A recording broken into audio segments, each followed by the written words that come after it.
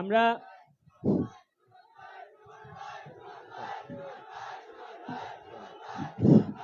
শুনেন শুনেন আমাদের আমাদের আরিফিন রমি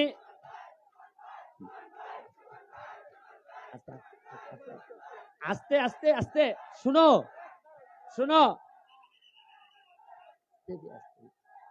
শুনেন আস্তে আস্তে আরিফিন রুমি গান গাওয়ার জন্য রেডি হচ্ছে এখন। তাই এর ভিতরে আমার দুই একটা কথা আমি আপনাদেরকে একটু বলতে চাই। এইটা হইল গিয়া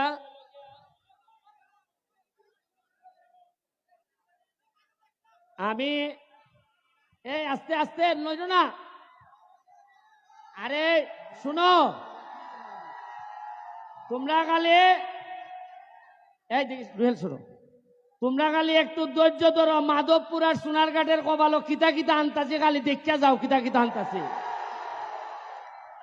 আরো তো অনেক রয়েছে, মমতা যত আইছে না এখনো। গ্রামের মানুষে কইব তোমরা মডার্ন মডার্ন গান আনো, আমার মমতাজ আনো, তা আনন্দ লাগতো না। খালি খেলা শুরু হইছে। আমার নির্বাচনের পরেই আমি কইছিলাম যে এইদিকে যাবো এইদিকে যাবো,